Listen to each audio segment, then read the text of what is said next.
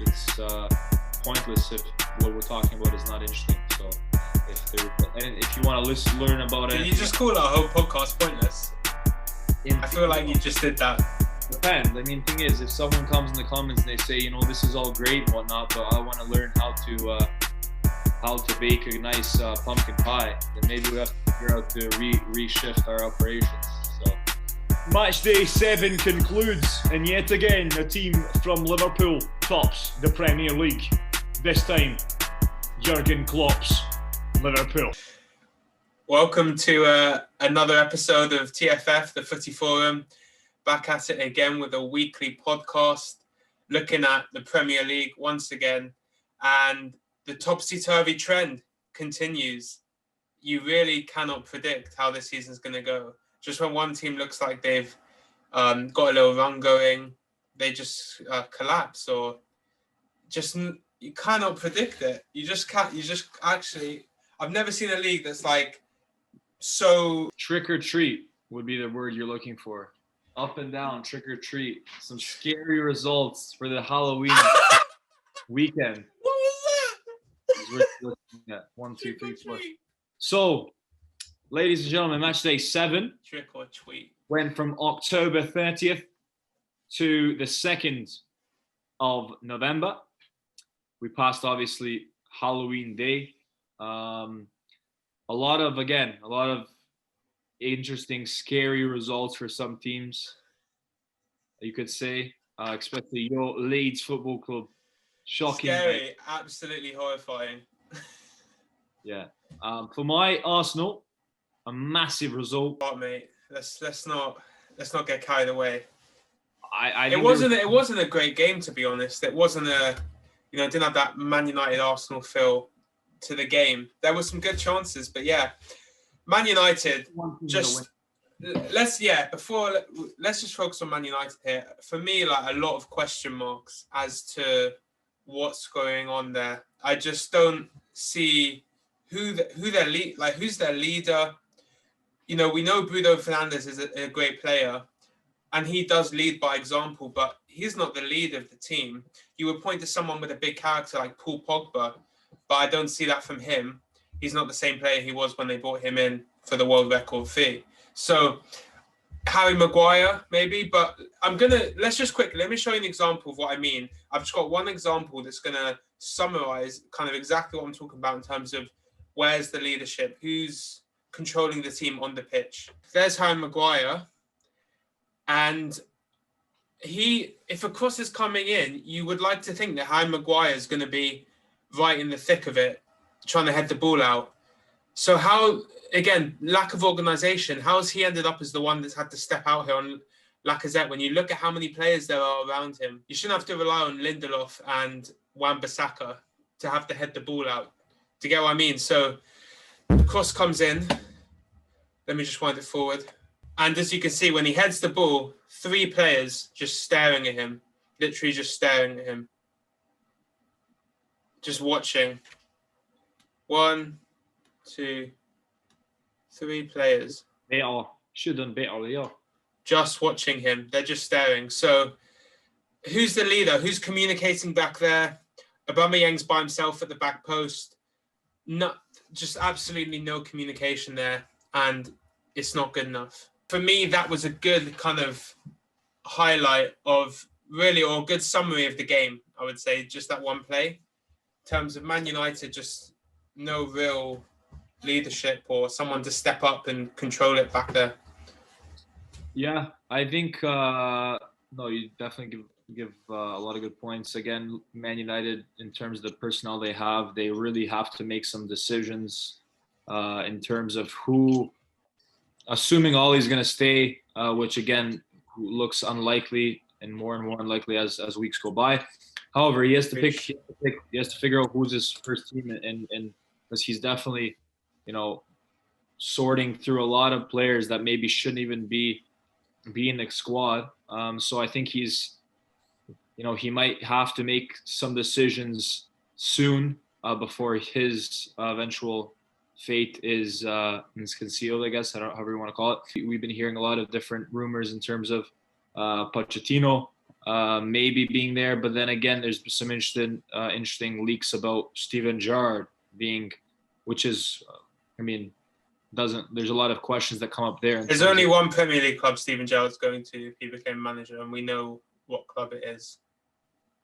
Yeah, I mean that's probably Liverpool's plan, because I know that Jurgen Klopp say he's going to stay until 2020. Do you know? Is it 2024? Klopp's not leaving anytime soon. I think he said 2024, and then he's going to leave. I think he actually said he's going to leave after. Yeah, no, he did, but it's not anytime soon.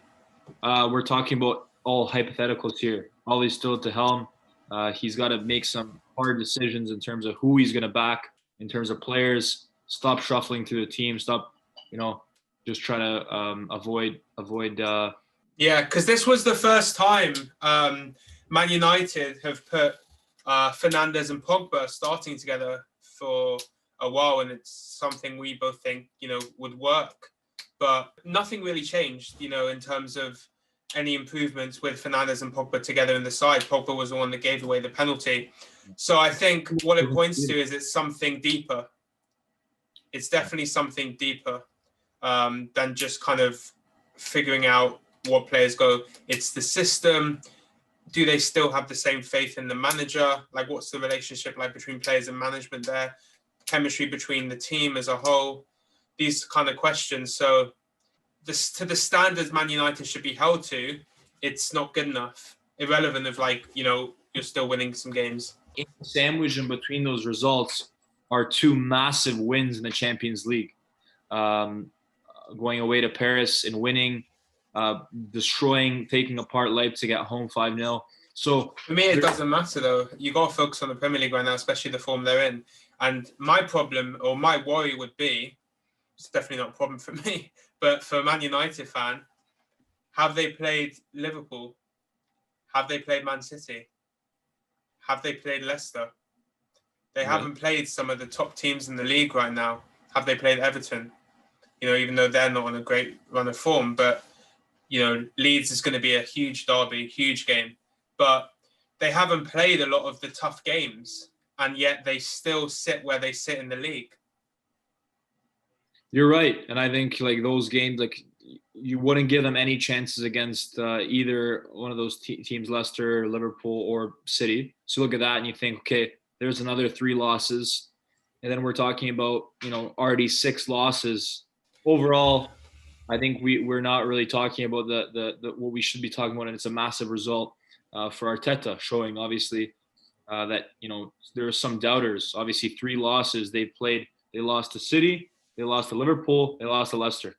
Now that's a tough start in your first 6 games to play all 3 of those teams. They won the other 3. They did what they needed to do, and they have to be happy with. Yeah, it's a massive confidence booster. It's a big win in terms of the magnitude of the win versus the other wins they've got so far. And yeah, I think they just got to keep, as you said, it's a project. It's something that takes time. So you got to just be patient with it. A lot of interesting results. I think the interesting one that for me will be a lot of talking points is at Ellen Road as Leicester take apart Leeds 4-1.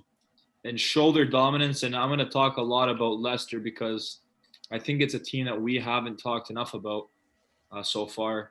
And that not until this weekend, which is maybe very shocking on my part, but I haven't considered them really in terms of a Champions League side for next year. And maybe this is the year that they don't fall off last few weeks of the season like they did last season.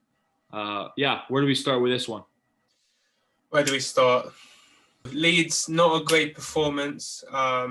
Took us a while to get into the game, which is something that I haven't seen for a while because usually we're very quick to start, switched on from the first second.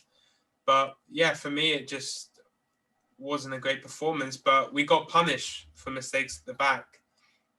Koch playing a terrible ball back and getting punished and not reacting. I don't think he had the best game.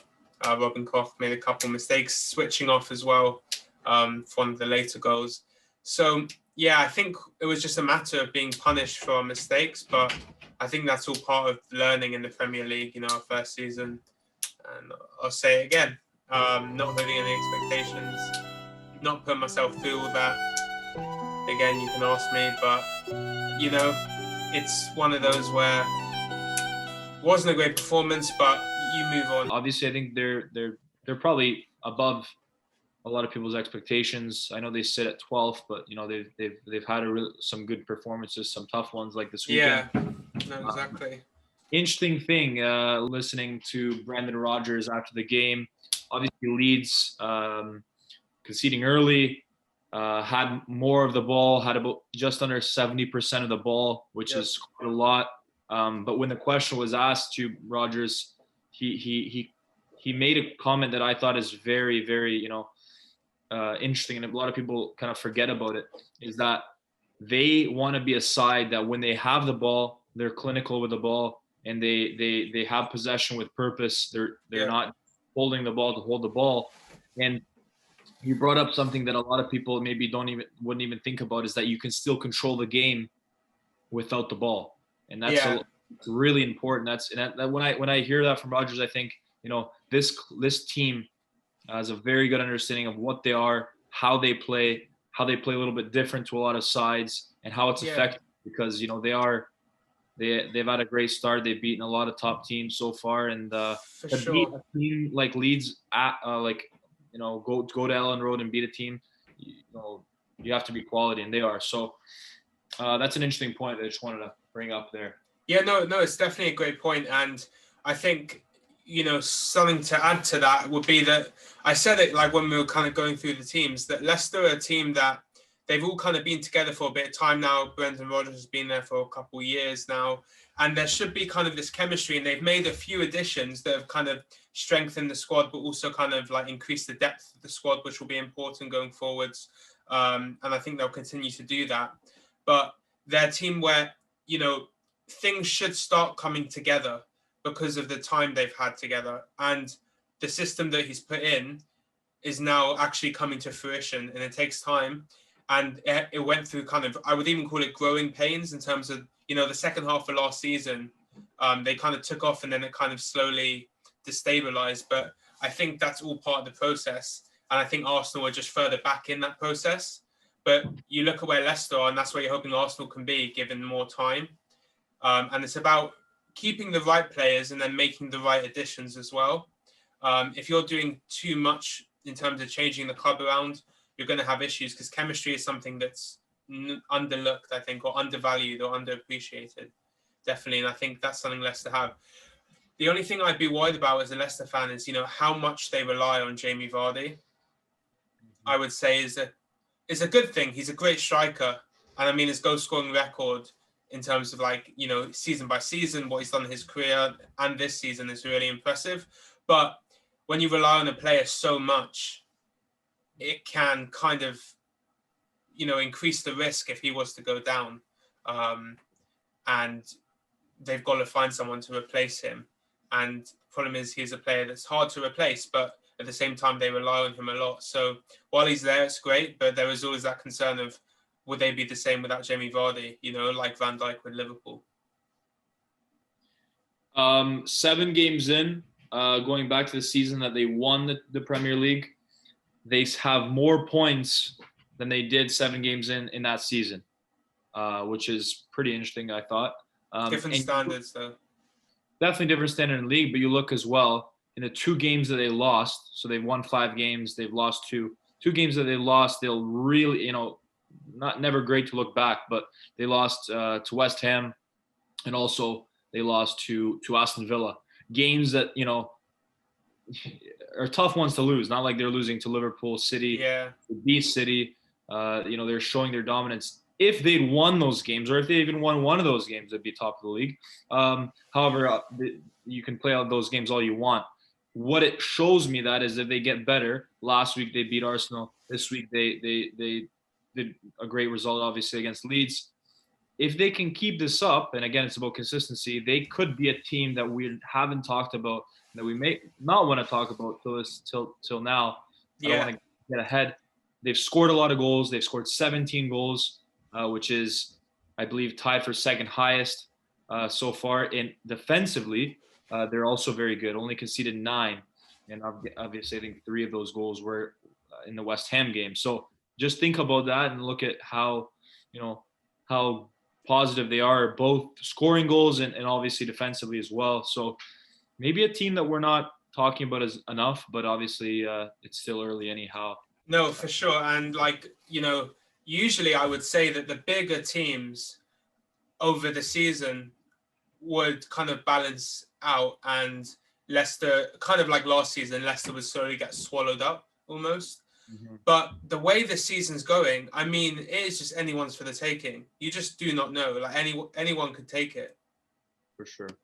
And that's so it'll be interesting. But yeah, we may need to talk about them more, and it'll be interesting to see where we put them in our predictions in about a week's time. Yeah, thank goodness we've kind of postponed the predictions a little bit, because we would have been so off. Would have been embarrassing.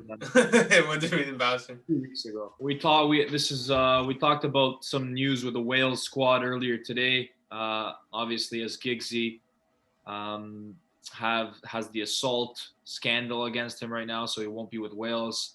Why I'm talking about that is because fellow Wales international Gareth Bale scored for Tottenham this weekend, and another team that maybe we haven't talked about too much in terms of positive.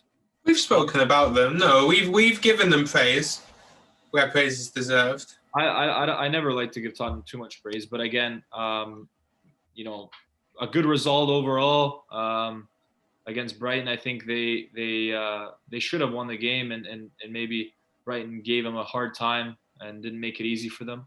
Yeah, able to do it. Obviously, Kane with a penalty earlier in the game.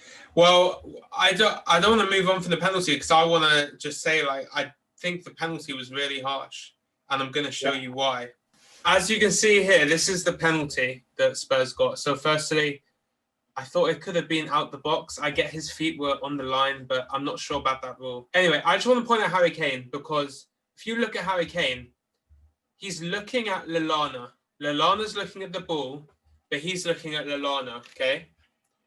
And if you look here as well, he's looking at Lallana again, just before the ball drops. He's still looking at Lallana. And then when you get to the actual moment that he gave away the foul, what he's done is he's put himself underneath Lallana, knowing that Lallana's going. Lallana watches the ball the whole time. He's always looking at the ball. But Kane knows that he's going to go for the ball, gets himself under Lallana, so he almost takes the contact of Lallana coming down, because he knows he's going to jump for the ball, and wins the penalty. But he knows exactly what he's doing there. So I think it was harsh on Lallana, because he only had eyes for the ball. And I don't think there was anything malicious in terms of that. And Harry Kane put his body in the way. So I don't know if that's necessarily a foul on Lallana. But Kane's not only a master of the game, he's also a master of manipulation, if you want to call it. Indeed. Yeah, overall, I think, penalty is what it is. Good way to respond from Brighton, as they were able to get back in the game. I think they played well, and they made it tougher. Well, I say the same thing every week. Play well, not got the points. But no, it was another strong performance. They're just struggling to score goals. They just don't have enough going forward, I think, is their biggest issue. But defensively, they look solid. And it was interesting seeing Ben White play in the midfield. I think he did quite well there. But I think he's a very good defender, and he's a great distributor. So I think he's more effective at the back. But overall, yeah, Brighton, I think they're just at a point where they're just starting to build something now. And as a Brighton fan, you've got to be patient, because I think they are building something, but it's going to need time. It really will. And when you look at all their performances, they're really positive, but it's going to take time to all mesh together and actually see results. So for Brighton fans, I would just emphasize patience, but there's a lot of positivity to take out of all their performances so far. No, I would, honestly, man, I would agree with you in terms of the performances being good. But in the end of the day, there's seven games in, and they've picked up 5 points, which is obviously less than what they'd hoped for. At what point, obviously it's still early, they can still be a little bit patient, but the worry then is if these results keep coming, then they might find themselves in a little bit of a relegation panic. I personally think they have, or they'll pick up enough points to not kind of have to worry about relegation this season. They're a good enough side, but it's just about pushing on. But I think this is like a project, or if you will, or it's going to be a process that takes like a couple years to all come together. But they're going in the right direction, Brighton. They're a team that I see with some direction, and you can see kind of some light at the end of the tunnel for them. So it'll be interesting to see, what happens with them over this season. Reversely, Jose Mourinho's Tottenham, with that win, goes up to third in the league. They jump Everton. Everton fell all the way down to fourth from their first place before the week. Overall, I think Tottenham will be satisfied with their start. Obviously, some really good results. They have, we talked about the tough start they had with the Europa League qualifying, starting from the second round, having to go to Macedonia, having to go to Bulgaria. Never easy to do.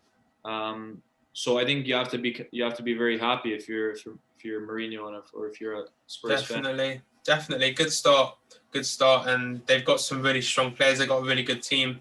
A lot to look forward to. I think the difference maker for Tottenham is going to be how they perform against the bigger sides. Whether they a team that are actually going to compete for the title this year, or whether they're going to be competing for top four. I think we should stay in London, and we should talk about a game that could be massive come the end of the season, and it is Fulham versus West Bromwich Albion. And it's important, obviously, for the reasons which everyone knows, that it's in terms of the bottom half of the table, the relegation fight. Both teams had 1 point after 6 games coming into this matchup, and I think Fulham, picked up a very, very vital 3 points. Crucial. Massive. Alexander Mitrovic, 2 assists, created in that number 10 role. You're not biased. You're just not biased at all. I told you. You put Mitrovic there, something will happen. And if Fulham are to stay safe with them, which I'm definitely not, not sold on yet, that's for sure. It would be majorly because of him. Every point they pick up against teams outside of that, like bottom 4 or 5, if you want to maybe throw Brighton in there, is going to be so vital. But the biggest games are going to be the ones against those teams, because they're your kind of 6-pointers, as I've said, with the 6-point swing, 3 points you, 3 points them. Those are going to be the big 6-pointers, and that was one of them. I think that you're going to need to pick up those 3 points, because looking back, those are going to be so vital. Yeah, and they got the job done. Yeah, good performance. West Brom are going to be thoroughly disappointed with their performance as well. They didn't play well, and you've got to show up for games like this. Here's the question.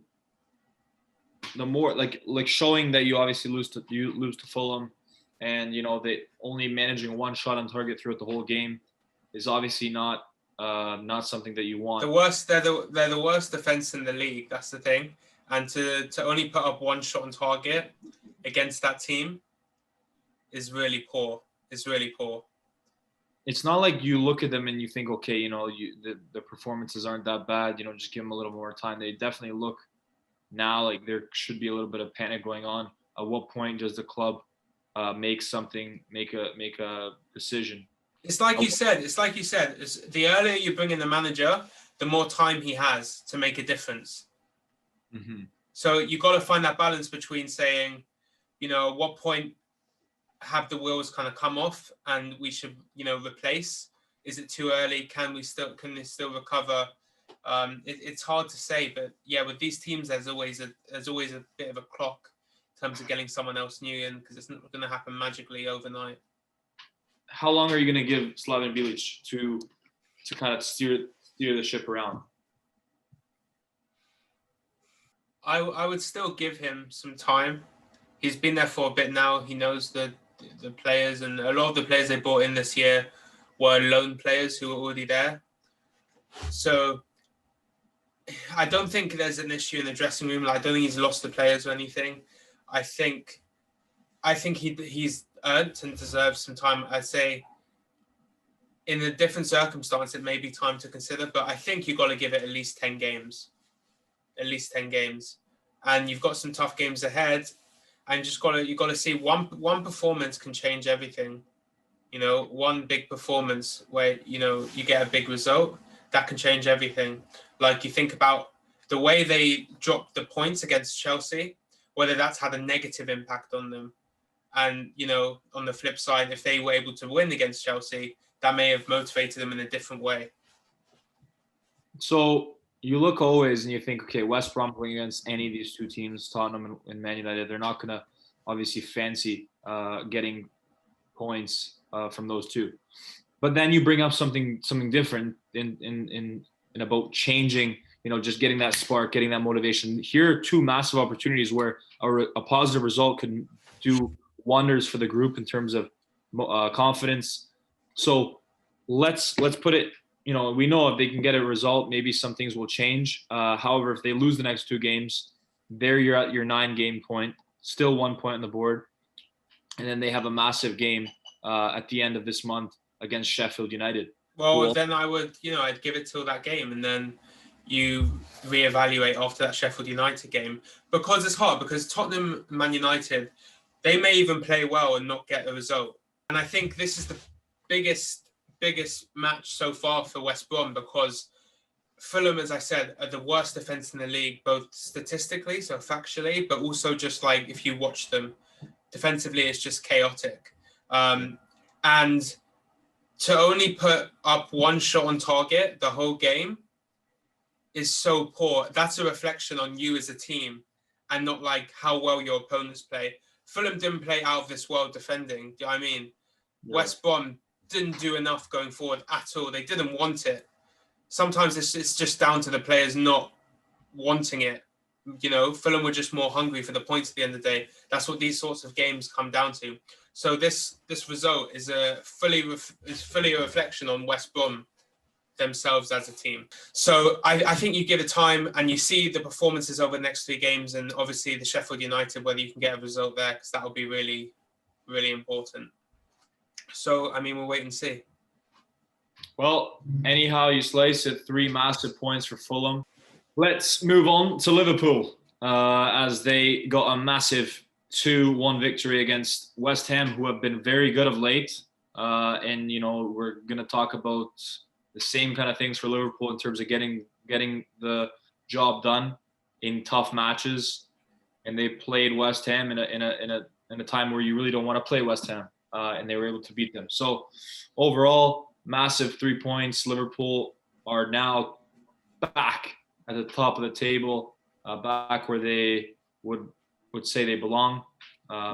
Dominated possession the game, created some good chances, but obviously West Ham didn't make it easy for them. Yeah, there wasn't too much to separate the teams. It was a close game.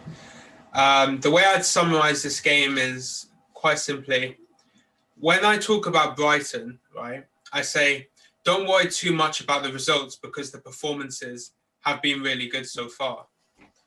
On the flip side, what I'd say about Liverpool is, don't get too excited and ahead of yourselves, because if you actually look at the performances behind the results, they aren't all that great, you know? And I think this match showed the depth and ability Liverpool have in the squad, with Shaqiri, who hasn't played that much for them, and Jota linking up to score the winner.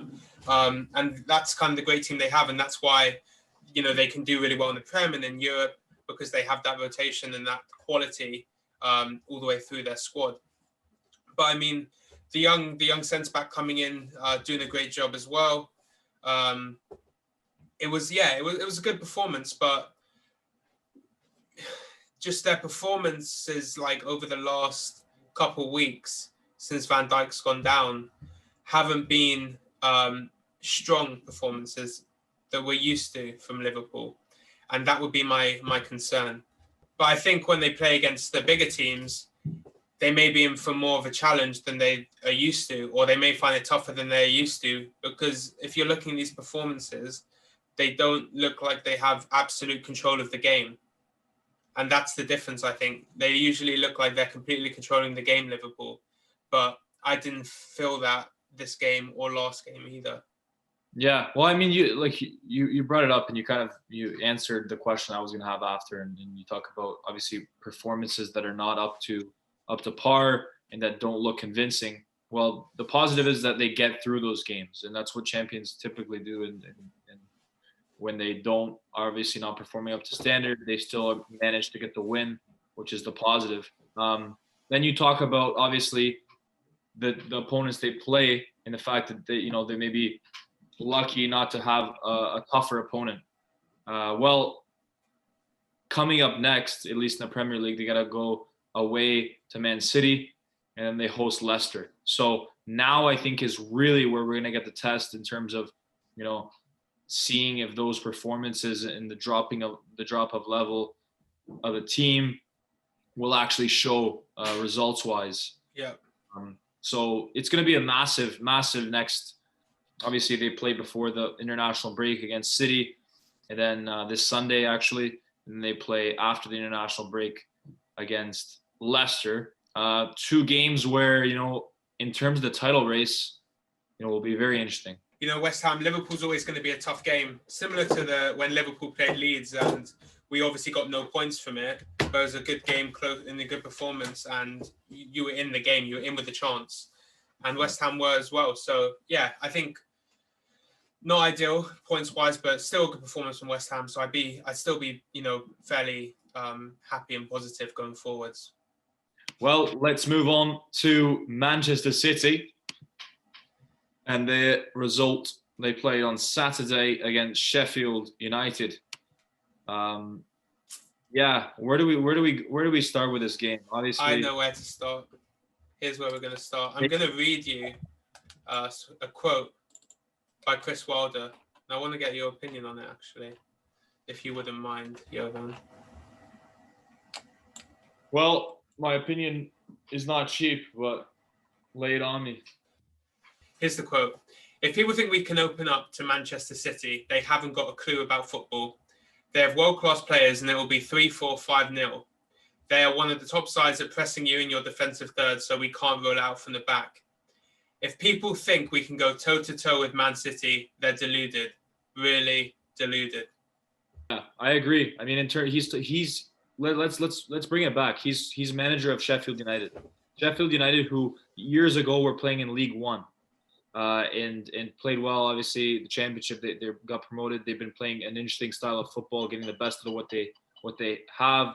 I like Chris Wilder as a manager, but in the end of the day, you're comparing gold to silver, and silver, like old silver. Let's put it that way. Yeah. Because you can't go and you can't play open football against Man City. They'll punish you. They press. They don't allow you any space. I mean, we've seen Leeds do it, though. But Leeds is a different team, and I think that in terms of the characteristics and the quality that they have is a little bit different than the quality that Sheffield United has on hand. The mentality of the model of play, the system of play that they have. Here's what bothers me about what he said. I get what he's saying in terms of like the difficulty with them pressing you and like with the quality they have and the quality Sheffield United have, being able to play out the back seems very difficult. But it's where he says, if people think we can go toe-to-toe with Man City, they're deluded, really deluded. Now, no one's asking Sheffield United to go toe-to-toe with Man City. Let's take it back to basics. When you play football, right, you win a game by scoring more goals than the other team. And Sheffield United, no one's asked them to go head-to-head to Man City. You've just got to find a way to stop them scoring and figure out a way that you can score. Doesn't mean going toe-to-toe, just means how can you create chances and how can you take and making sure you take those chances and also making sure you stop them scoring. No one's asking you to go toe-to-toe. That's what bothers me about like that statement. If you can't pass the ball around the pitch, if you can't do the basic things, yeah, you're not gonna have a chance against Man City. but no one's asking you to go toe to toe with them. Yeah, I think two things. I think, firstly, maybe for him, he's obviously getting a little bit frustrated in terms of the start to the season, in terms of the great season they had last year, unable to really replicate things in the short term. I think it's still early to panic for Sheffield United. Maybe just trying to get some of the pressure off. Maybe it's a tactic for him. We were talking a bit earlier about some of these managers, like we've talked about Scott Parker last week, talked about Slaven Bilic a bit this week. As these games go on and Sheffield United aren't picking up results, the same question goes for Chris Wilder. But here's my opinion on it. He's been there for a while and he's done such amazing stuff for the club, not just to get them to the Premier League, but even last year in the Premier League. I think no matter what, he deserves the whole season to play it out, relegated or not. I think he deserves the whole season to figure it out. And at the end of the season, you kind of see where it goes from there. But unless they're 20th, at the bottom, and teams are starting to run away from them, I think you give him the whole season. I think he's earned that. Yeah, I mean, in theory. It's a cutthroat business, yeah.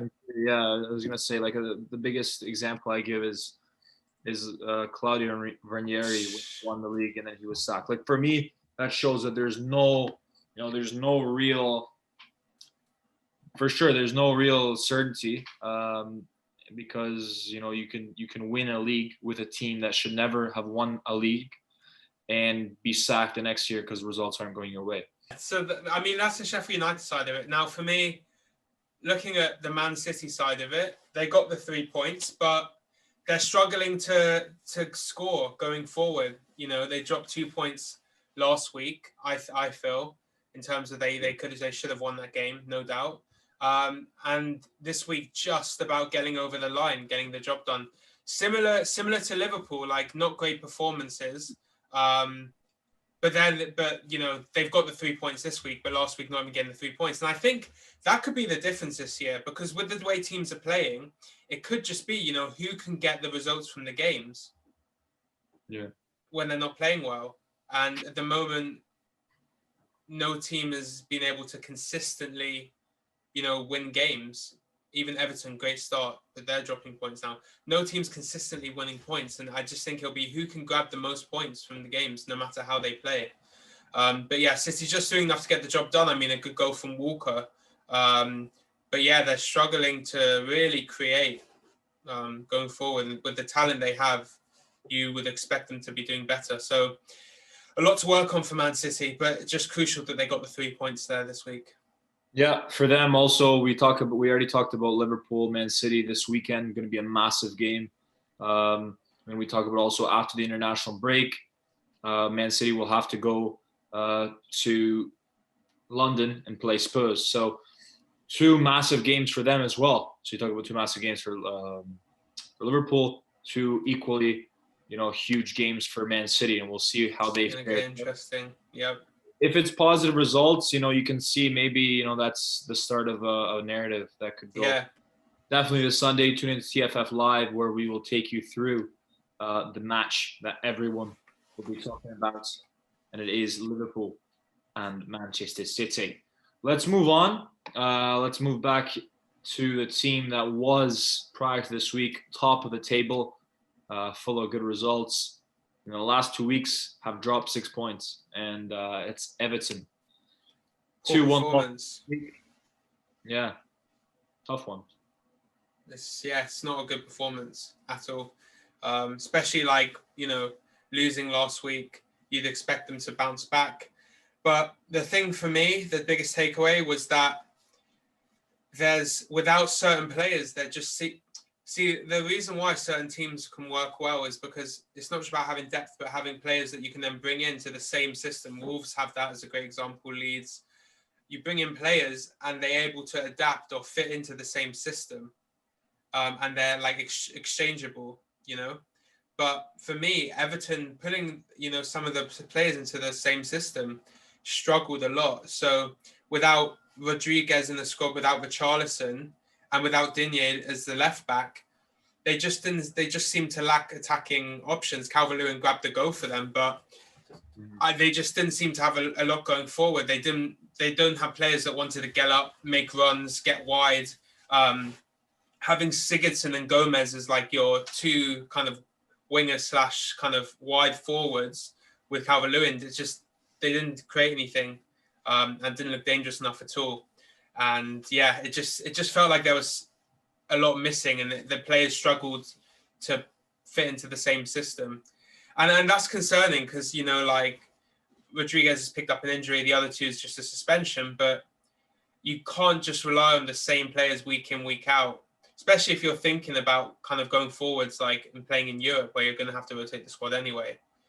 It's not good enough to just have rely on the same 11 players to work with your system. So they have to figure that out. But yeah, on the flip side, a good performance by Newcastle. Yeah. Really strong performance. Callum Wilson looks good. Ryan Fraser looked quick, but I mean, Mina, terrible defending for the goal. He just let the little guy kind of just zoom past him. Not a great performance from Mina. But yeah, overall, positive for Newcastle, picking up points. Again, that's what you've got to do if you're trying to get into the top half. This is, again, a problem for Everton with the defending that we've spent weeks talking about, issues at the back. But Newcastle had, I believe, was 37% possession. Sorry, I said that wrong. 37% possession. They only have 4 shots on target, but their expected goals was 2.57. So what that means is the chances they were getting were like phenomenal opportunities to score, which means that Everton aren't doing a good job of keeping them out. Yeah. So that was an issue for Everton. But again, for Newcastle, being creative and creating good quality chances is something that's really important. And they did that. So, yeah, so it's a big win for them. Yeah, and we'll see. Assert themselves mid-table. And we'll see how things go. I think for Newcastle, anything mid-table in terms of quality to get in those European places. I don't know, but there's going to be time for that. Let's talk about a topsy-turvy affair, a 7-goal thriller in Birmingham as Aston Villa lose to Southampton 4-3. Well, where do we even start with this one? Obviously, a game that you look at 4-3, you think, oh, that's a really tight affair. Yeah. Either way. Well, that's the thing. Like, I think the Leicester Leeds game was not a 4-1 game really. Like, we got punished, but we played well, and at one point it was 2-1 and looked like we could have gone back into it. I think 4-1 didn't fully reflect. Same with the Man United game. 3 late goals against Newcastle last week. 4-1 again didn't tell the whole story. I think this was one where it was 4-3, but it wasn't a 4-3 game. Do you know what I mean? They were up 4-0. Yeah. Villa got 2 late goals. One of them was very, very late on, I think the 7th or 8th minute of added time. Crazy late. So it wasn't really a 4-3 game. Talk about the goals, though. Southampton's goals are amazing. Like the free kick, Danny Ings got the 4th goal. Really quality finishes. And looked like a dominating performance. 3-0 at halftime. It looked like it was going to be a long day for Villa, and they must have been kicking themselves in terms of, how things have they've a little collapsed, Leeds last week. But, too little, too late. You concede 4 goals, you're probably not going to get anything out of a game. And that's what they obviously learned. Exactly. Reminded of this weekend. Honestly, another positive performance from Southampton. Two really strong performances against 2 very decent sides in Everton and Villa. 2 sides that started really well, but they managed to get 6 points out of it. So really good for Southampton. Who knows whether they can keep up. The way the season's going, you just can't predict it. Do you know what I mean?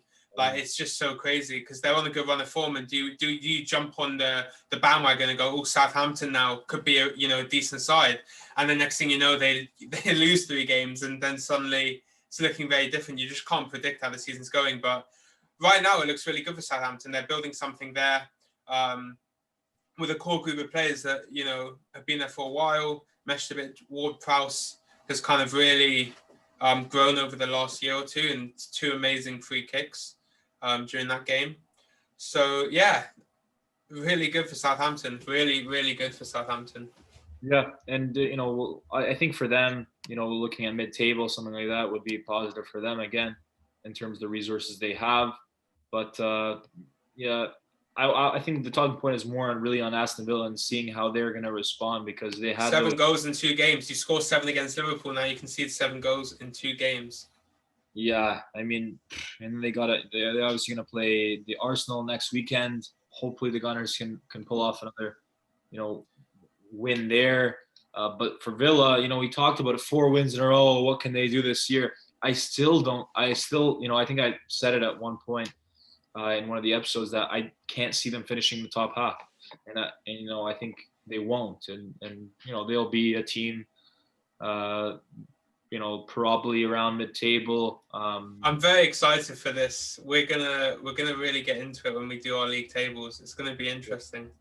It's gonna be. But yes, I mean that's the prime example of what I'm talking about. This topsy-turvy league, like Villa look so strong and so dominating against Liverpool, and then the last 2 games, Leeds and now Southampton, have made them look like a very average, even subpar side, like not strong at all, especially defensively. So yeah, it's just a matter of seeing how they can respond going forward. Halloween day in Burnley as they lose 3-0 to Chelsea, who really played a good game of football. Did not allow Burnley a 1 shot on target. A classic. Burnley have issues, creating chances at the moment. Yeah. But no, great performance from Chelsea. Really good. And I think they suit, even though I like seeing them play with kind of 3 at the back with the wing backs, I think they suit this system that Lampard's found. Let me show you what I mean. So this is kind of what I like about Chelsea's team right now, in terms of, it'll be interesting to see how they cope defensively, but the structure of the team is essentially you've got 4 at the back, and you've got 2 kind of fullbacks who are willing to go forward. Reece James over here,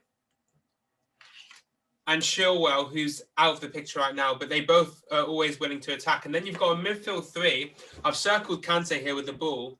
So you've got Kante, who's going to be kind of playing a very defensive role and helping out the centre-backs when need be. And then the other 2 midfielders you had were Mount and Havertz, who are 2 very attacking midfield or attacking-minded players. So then that allows Ziyech and Werner to be out wide and Tammy Abraham up front. And I mean, I just find that attack so scary, don't you think? Yeah, well, I just find that and I think that's really exciting to see. But well, it's how you take all those attacking options and still make into a team that can also be very strong at the back. So we'll wait and see. But I think Thiago Silva is going to help with that as well. Yeah. But moving forward, so this is the first goal. And Kante's moved the ball forward. And Tammy Abraham's really smart here, because what he does is he comes back into the play. And yes, you could drop in between the 2 centre-backs. But what he actually does is he actually makes the run in behind the other centre-back, so that he's actually causing a lot of confusion in defence. It's a really smart run when he comes on side here. So yeah, it's a really smart run, and by staying away from the 2 centre-backs and not getting caught in the middle, he actually pulls in the left-back, which leaves a ton of space out here for James to attack into. So then he can attack that space. And I think the intelligence of Abraham there is something I wanted to point out, because it's really impressive. And then even though he doesn't quite get the ball there, it basically breaks down the defence, so that when Chelsea came straight at them again, they were able to score. But I just want to point out, it's really bad goalkeeping from Pope. I don't know what he's doing, but look at his arms there. They're not stretched out. He kind of just fell to ground. I don't know why his arms aren't stretched out going for the ball, because he'd definitely be able to parry it. So I don't know what happened there, but just a lapse in kind of awareness. I don't really know, but it was a bit strange. The second goal, I mean, there's not much to really say here, but they're just sloppy. They had the ball, They're sloppy and they give it away. But look how high, and this is why I like kind of Chelsea and the excitement they are. Look how high. That's James. That's Chilwell. Look how high they are. Do you know what I mean? You've got Kante back here as the defensive anchor. And look at all the attacking options they have there. There's Werner, Havertz, Giroud, Abraham, James. And yeah, it's scary what they can have going forward. And two fullbacks as well who aren't afraid to attack and are good crossers of the ball. So yeah, that was the second goal. But Burnley creating their own mistakes by giving the ball away in an area like that. And then they did the same thing for the third goal. For the third goal, they did the exact same thing. And Westwood gives the ball away. And here's what's really poor. So then this is Westwood here. I've highlighted here. And what's really poor is they don't communicate, the defenders here. And they end up both charging towards the ball to attack Reece James. And then what happens is, as the play forwards, because they both go to attack the ball, they're now both out of the play. Yeah. And that leaves Zlatan now kind of stuck in no man's land where he has to come towards the ball. And he does exactly that. But then this allows for Werner to be in space, and he'll go and he'll finish off the chance, as we see here. And Burnley kind of, it's tough enough going up against a Chelsea team with all of this going forward. But Burnley really just created even more trouble for themselves. That was kind of the summary of the game, Burnley causing their own problems, really. But obviously, with the quality Chelsea have, they were going to punish them. Only 3 goals scored. Yeah, scoring is their biggest problem. Scoring is their biggest problem. And one positive, if there is a positive, they have one game in hand. So if they win that game in hand, it's against one of the Manchester teams, though, so I don't have much faith. Let's move on to the final game of the week, and involving Wolves and Crystal Palace. Finally, a result from Wolves that you think, okay, this is more Wolves-like in terms of... Yeah, but it was tough on Palace. They had a goal disallowed marginally for offside and another penalty also disallowed for offside. So a bit tough on them. But yeah, good performance by Wolves, but Palace defensively weren't good enough in this game. So, and they got punished for it. Wolves are a good side. But it's a shame because I saw a lack of willingness to get back from Palace. Let me just show you what I mean. So here's the first goal, and I mean, you've got to get back and defend. Like as a winger who has to drop back and do your job defensively, you have to make sure you're watching the fullbacks. And he's part of the midfield. It's a 3-4-3, but the winger's responsibility is to pick up that kind of wing back / wide midfielder. And in a big goal for the French kid, I'm not going to try and say his name because I'm just going to get it wrong. But the young 19-year-old came in for size. He did a great job, but you have to track that. And it was Andros Townsend. If I wind it forward here, you can see him here. I'm just going to circle him. He was way too late to the play. And because of that, they got punished and it was a great finish. But he got back too late and, that cost them for the first goal. And then the second goal, it's their throw-in here. And they don't seem in too much danger. They've got men in space. But yeah, you wind it forward, they give the ball away. And I mean, look at the space that players are in. Look at all that space they're in. Way too much space. Way too much space. So Palace have got to knuckle down on that. And then when the ball moves forward, look at all the Wolves players charging up, and look at this pack of Palace players who aren't far back enough. And not any of those 3 players could have scored for Wolves. I mean, any of those 3 players could have scored, and that was their downfall at the end of the day. And yeah, overall, I think Crystal Palace, they've always been a team that we've never really been too worried about in terms of relegation. Always pretty competitive. Yeah. Right now, they sit at 13th position. Yeah, and that's the way I think they're going to finish. Like, they have some big results games where they, they play really well and get some big results, but they're not consistent enough. And it's a shame because when you have a player like Zaha, you have a chance to really build something around him. But they haven't done that. His clock's running out in terms of him being in his prime. He's only got a few years left in his prime, and they haven't been able to build a good enough team around him to really start challenging for, that kind of top half, top 7. Yeah.